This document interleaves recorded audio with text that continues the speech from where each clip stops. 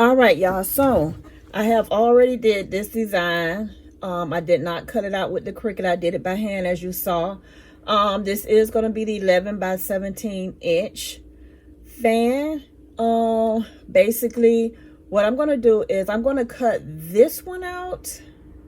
Do I want to cut it out? Yeah, I'll probably go ahead and do the Cricut Hack using this here fan image. So I'm going to actually make another design for what I want to do next. So basically, I'm just going to mimic this here same design.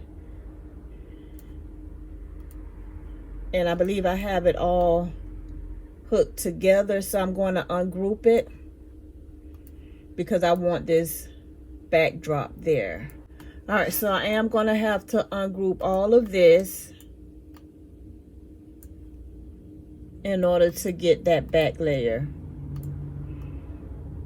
So I'm going to just grab it and drag it over, and I am still within the borders. You want to make sure that you are within the borders.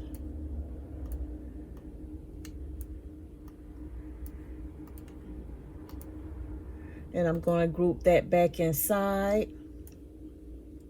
And then I got one, actually I don't want to group it in that one. I want to group it in this top one there. So I'm going to ungroup that, and I am going to group it within this one. And while it's on my mind, I'm going to go ahead and save that as a PNG.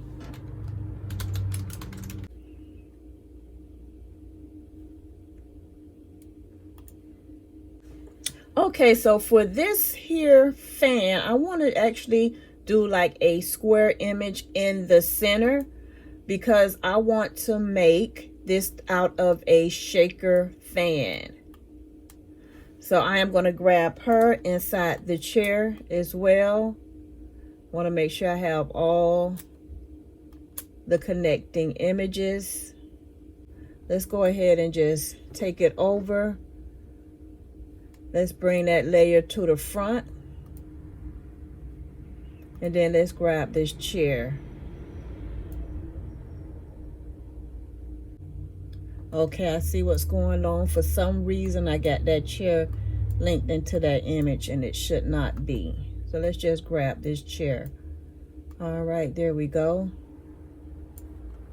Let's bring her to the front. And then let's bring that arm to the front as well.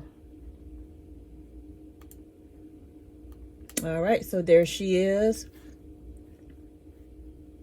And let me just go ahead while I'm here, drag and drop all these other pieces.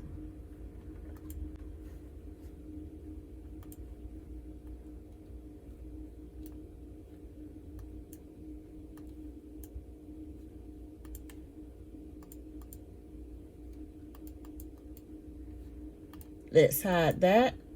Wait a minute, let me get the class of, I forgot I ungrouped everything, so I'm going to have to get everything back grouped that's supposed to be together back. And then I'm going to hide this one just so that we're not confused. I'm going to zoom in so you can be able to see it a little better. I'm going to bring her in.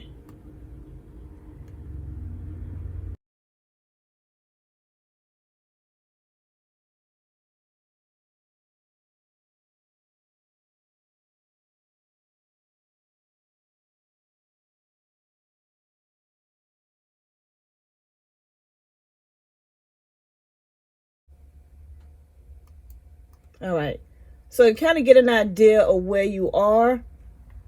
So when you get ready to put your foam tape, you kind of got an idea of where you need to put it. So what I'm going to do is I'm going to get close to the edges of this box as possible to where I'm deleting or getting rid of that empty space here. All right, so now we kind of have a makeshift area as to where our foam tape is going.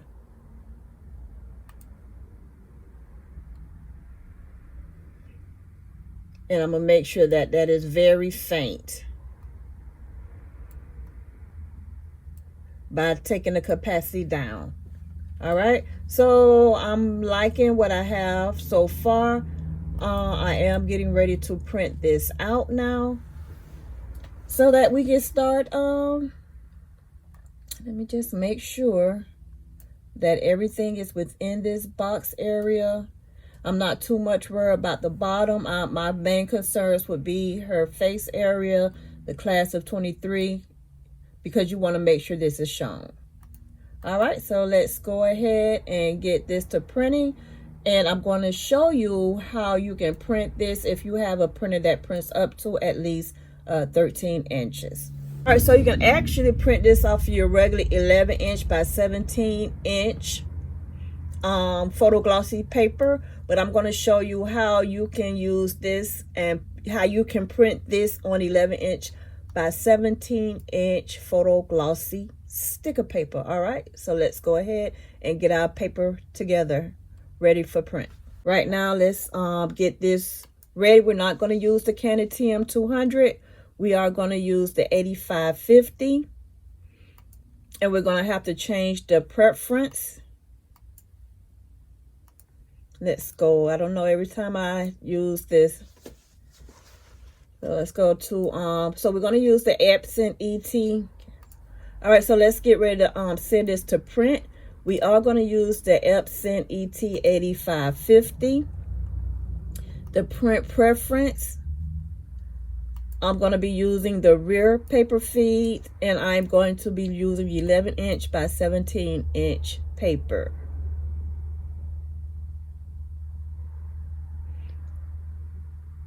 However, I want to make this 11.5 by 17.5. So I'm going to do user defined.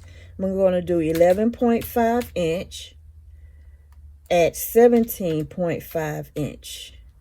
And even though we're using 11-inch by 17-inch paper, I'm going to explain to you why I've decided to do that. So everything looks good. I'm going to actually change this to photo paper glossy standard and press OK. And now I'm getting ready to send it to the printer for print. But before I do that, I'm going to cancel this back out. It's already set up for print. But what I want to show you now is how you're going to send it over to Cricut to be cut. So when you get ready to print, leave your red borders on. But when you get ready to send it to Cricut Design Space, take your red borders off, eliminate the red borders, okay? Leave your black registration marks on. We're going to go to File, Save As, and we're going to save this as, make sure we go to Fans.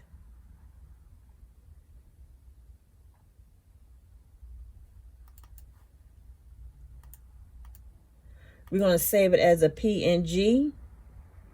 And before I save it as a PNG, you want to make sure that this white background is off. So go to the bottom, make sure that you do not have a background. When you save it in as a PNG, you want to make sure you have this here background removed like you see now. All right, so let's go ahead. Let's go save this again. Let's go to Fans. And let's just go to put Dejanay.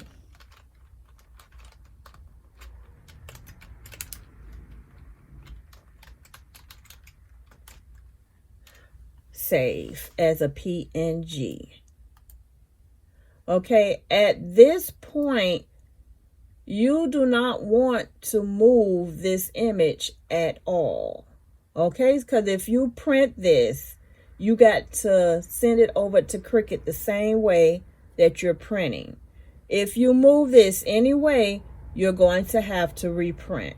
All right, so let's go ahead before we make any errors and make sure that our actual fan template, the background is set to lock. So we are on lock. Because right here on your right, the background copy tool with the silver background is locked. So you can move right at this point. If you want to make changes inside the frame, that's not a problem. That's not going to make a difference. But your main goal and focus would be this outside frame, what you're going to actually be cutting. You want to make sure that you do not move that frame at all. All right. So let's go ahead. Let's get our paper together so that we can get this printed.